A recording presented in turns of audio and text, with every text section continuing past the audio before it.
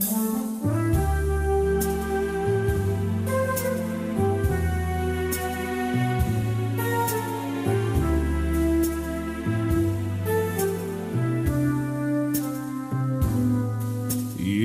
must remember this, a kiss is still a kiss. A song is just a song. Hello and welcome to Senior Living. This is part 2 of Wisdom from the Past, stories of people with challenges, successes, and wisdom to share. I am Lynn Brennan, your host, and my co-host is Clarence Ulrich. He's had a brilliant career in singing, and we've seen heard his opening music and for the closing of the show. And today he entertains seniors with his music and charm. Welcome, Clarence. Thank you. Nice to be here.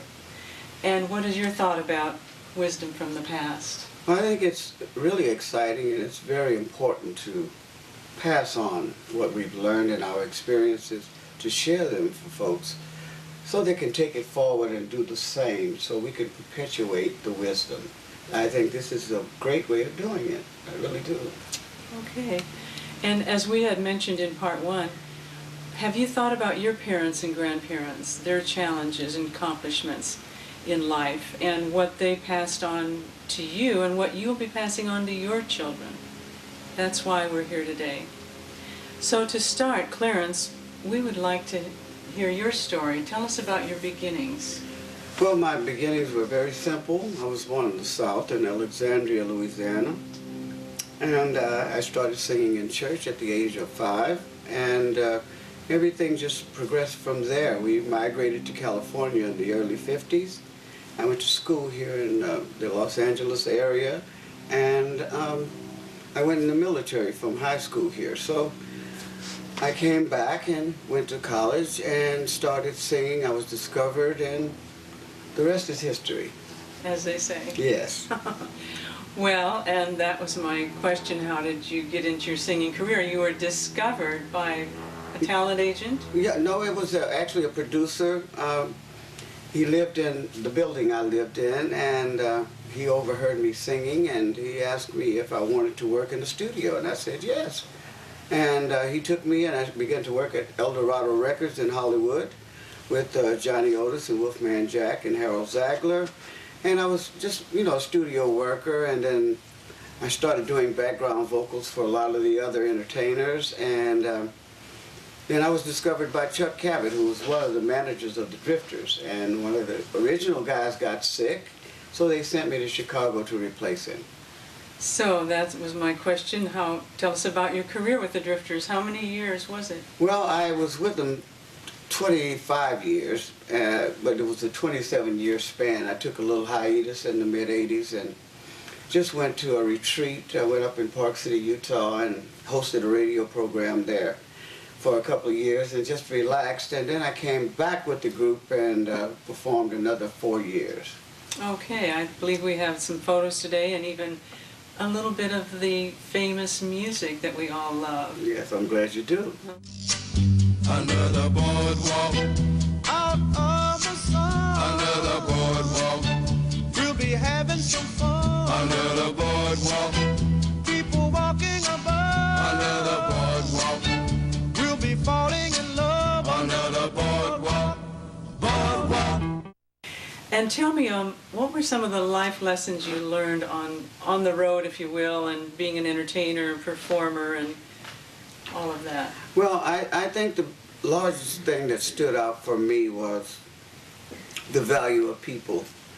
You can make music here or anywhere in the world, but if people don't accept it and enjoy it and make it a part of their lives, then you're just making music, per se. Mm-hmm. So when we got out on the road and we did 26 cities in 30 nights, we travel approximately 250,000 miles a year. And you get to know people firsthand, and you get to appreciate the value of people, especially as it relates to your personal success. We would have no success had it not been for people. Of course. And then, as you said, a lot of it was what? for promotion? Yes.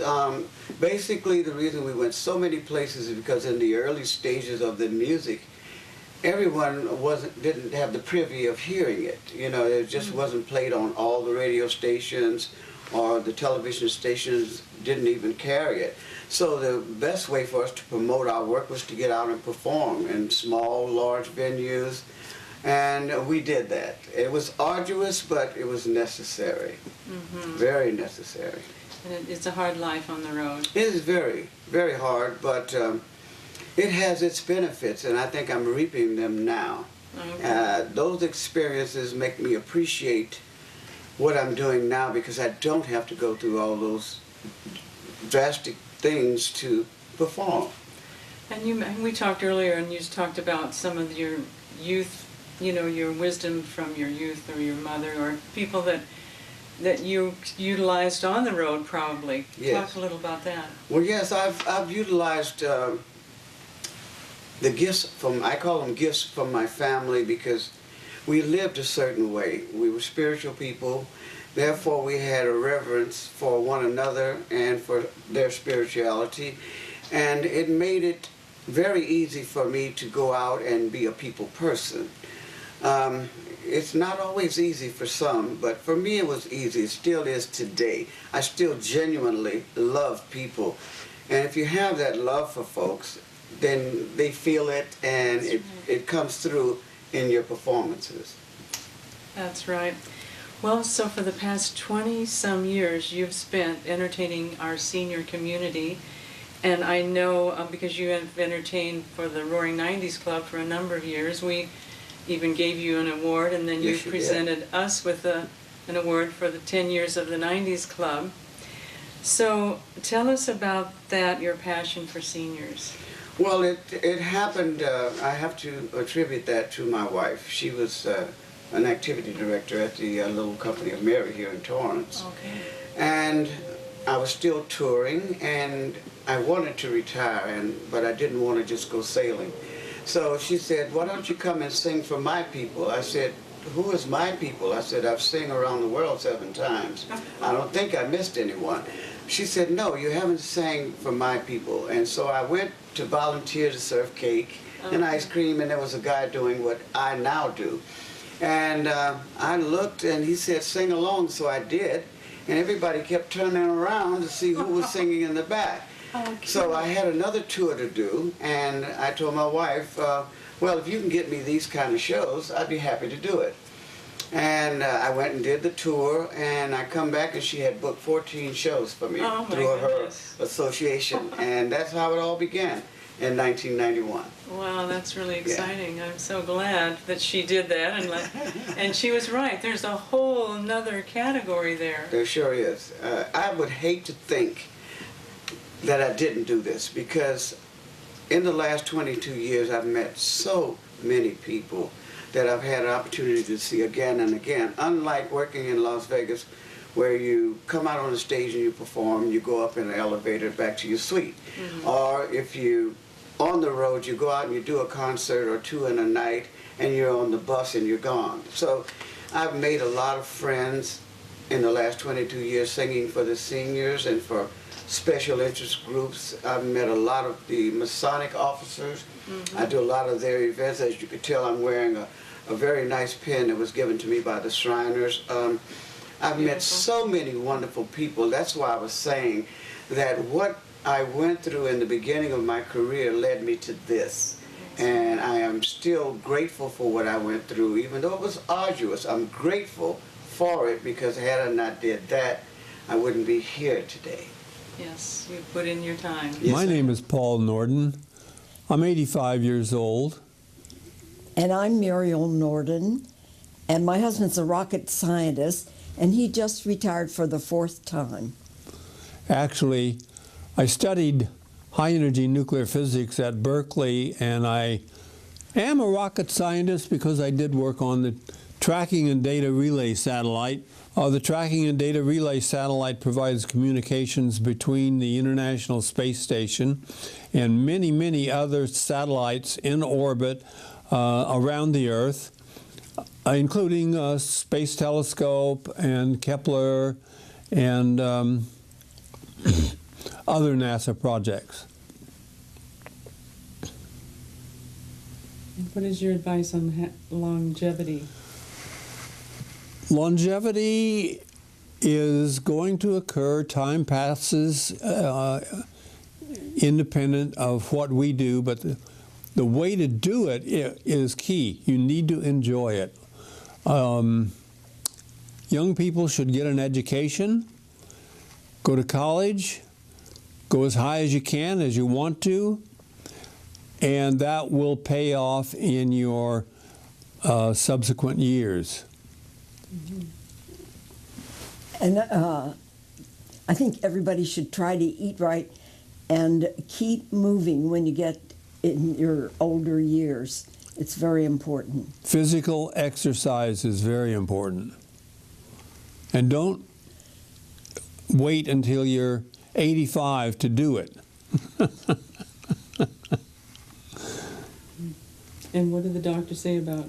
Oh, well, when I had my last visit at Dr. Del Vicario, who is the Cardiologist. right, he said, keep moving as I left, which is very good advice, I think. We can't all do strenuous exercise, but you do need to keep moving and eat right. I'm a firm believer that you need to eat right, and you need to interface with people, network with people. It's really important not to shut yourself in and not mix with other people. Hi, my name is Clara Kleinman. I was born in St. Louis, Missouri, and I just celebrated my 88th birthday.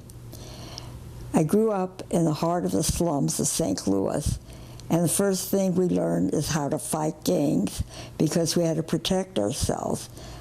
And I had a bigger problem than most people because I had a speech impairment, and I went to Central Institute for the Deaf because I was held back in school. So I was teased constantly, which made me really fight my way through life. Because of the speech impairment, it changed my whole career because I became a speed reader. Then I became a speed typist. And I really had a very lucrative career with relatively no education. I graduated 8th grade, and I went on with 1 year of business school. And I became very successful. I have 2 children, and they are very successful. And I started working at 13, and I retired at 84. After I retired, I moved here. I really recommend for seniors that they get involved in helping others, because when you help others, it helps you. I exercise here.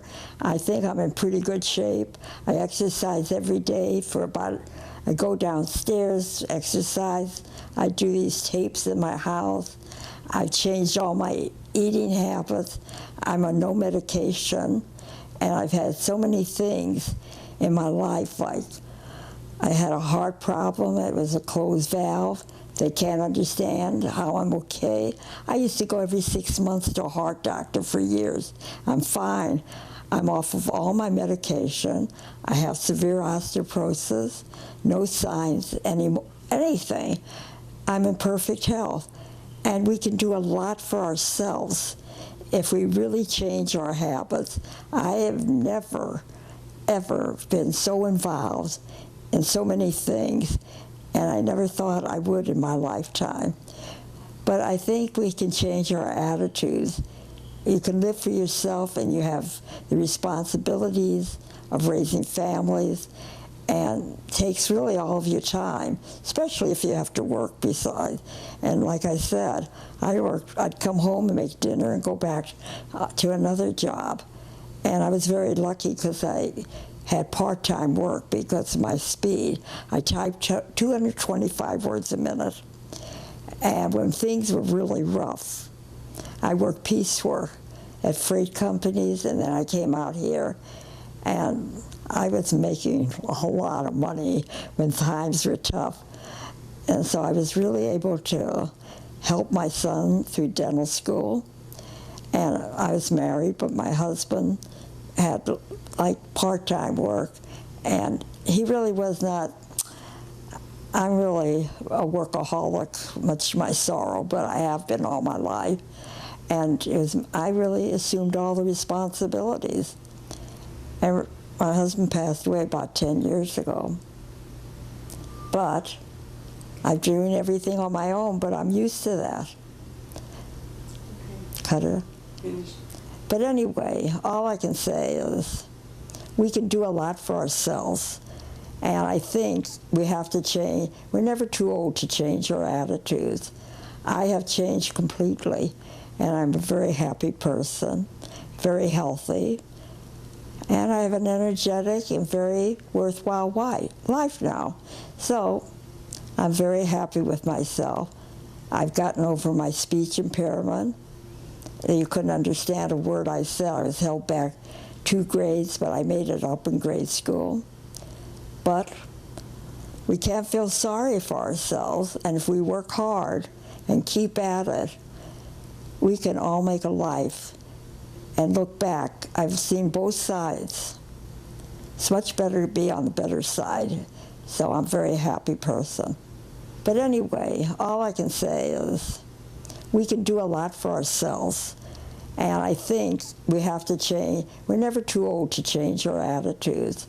I have changed completely, and I'm a very happy person, very healthy, and I have an energetic and very worthwhile life now. So I'm very happy with myself. I am so excited. I just can't believe it that I made it. I'm here. I'm alive. Emma Jo Snell celebrated her 100th birthday this week, beautifully dressed for the occasion with an orange flower in her hair. The Torrance community, old and young, paid visits to her home. Families gathered to read her biography and see her pictures. But most importantly, it was a time to honor a woman that persevered more than many ever have. So, what do you do when you're 12 years old? I worked on the farm. I became a farmerette. I learned to drive the car. I learned to use all the implements. Born in Canada in 1913, Emma Jo grew up in a log cabin, helping her family. Soon she realized that she wanted to pursue a career as a nurse. And with that aspiration, Emma Jo left for California with her brother and still recalls some of her fondest memories. I had never been to the horse races. And while I was in Covina, they took me to a horse race. And Seabiscuit was in that race. And would you know, I bet on Seabiscuit, and I think it's $79. Over the past 100 years, Emma has witnessed changes in technology and lifestyle, along with some challenges in her own life. There's so many changes, but the hardest part, I must tell you, is that my vision failed. I'm now blind, but I sure have good memories. Having survived cancer as well, Emma Jo keeps on going and accepts what life gives her. Her having, lost her vision, that's huge, but it doesn't impact her. She just moves right along. Like she said, you just do things a little differently today. If Emma Jo isn't wearing one of her classy hats, you can find her doing one of her favorite activities around the house. Okay, away we go. Nephew Gary Garr wrote a biography of his incredible aunt depicting her life. Jo has always told me many stories about her life, many of which were very fascinating and some of which few were unbelievable. Inspirational and kind-hearted, Emma Jo has touched the lives of many around her. I'm delighted because Jo is a remarkable woman. She's had a wonderful career and has a heart of gold. Well, it's absolutely amazing that she lived to be 100, but I think she deserves to live to be 100 because she's just a wonderful, marvelous person. She's always been my crazy aunt from California. A Torrance resident since the 1970s, Emma Jo says she's met the kindest people and friends here, and that it's been a wonderful life.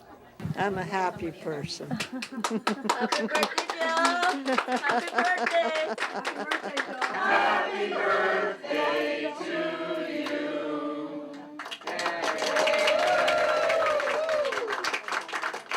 And many more. Well, I'm old Don Dawson. I started out my life in Kansas City way back in 1920. And we lived there until 1927 when a cousin of ours encouraged us to come to California. He had come earlier, and he managed to buy a piece of land in Long Beach called Signal Hill. And so he was well attuned to be able to pay our way to California. And we came in about 1927. So we landed in Long Beach and for a year, and then in Pasadena. So I spent the rest of my young life in Pasadena. I went to that little school called Caltech. It was pretty good because there was only about 650 students at the time in 1937. So I enjoyed it. It's better now because it's half ladies at that number. So that's an improvement. So after Pasadena, after finishing Caltech in 1941, the war was beginning to jumble around a bit. So I chose, as an electrical engineer, I chose not to go with back east to one of the big companies, but I chose to go at North American Aviation right here at Los Angeles Airport. And I went to them in 1941, and I stayed there for 20 years during the war periods and so forth. I became a specialist in testing systems, all kinds of inspection systems that involved testing because they were technical. And one of my jokes, not a joke, but one of my experiences is that one of the new materials, I had the first little piece of it. And of course, titanium is widely used now, but that was a little bitty piece of titanium, and I saw the first one. So that's my technical background, and I enjoy being in it. I joined then, after 20 years at North American, I joined a friend of mine who had a civil engineering business, and he wanted help so he could at least get away. So I moved here to Palos Verdes from Manhattan Beach, and I ran his company when he was gone, and continued for that for 30 years. So that's my story. So life is beautiful. I lost my wife here 10 years ago. I have had 2 children. One of them is no longer alive.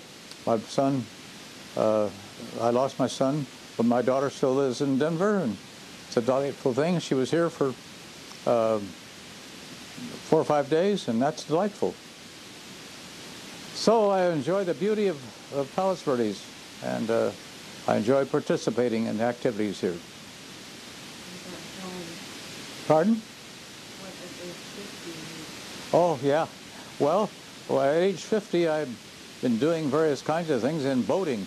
We started out with a little rowboat, and then we had little sailboats, and then we had power boats. But then I snuck away when I was 50, and I thought I'd try something. So I took flying lessons.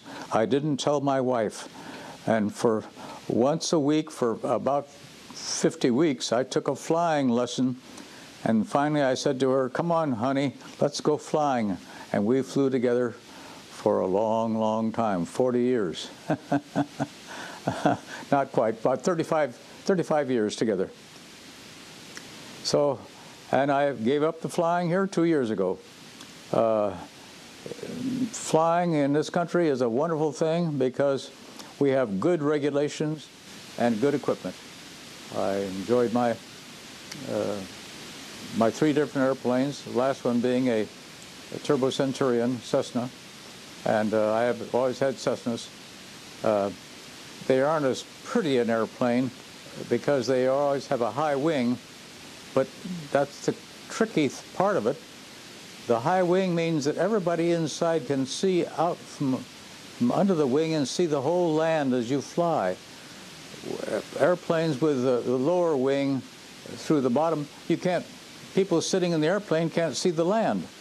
So it may not be as pretty an airplane, but the visibility for, if you take a gang of people, which I did, I took 5 guys with me, total of 6, to Oshkosh, clear back east.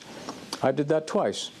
But I've also flown to Alaska and Central America, and to clear across to the islands off the coast of Florida. So it's a delightful experience. So that's flying for you. How about tennis? Well, you ask about tennis.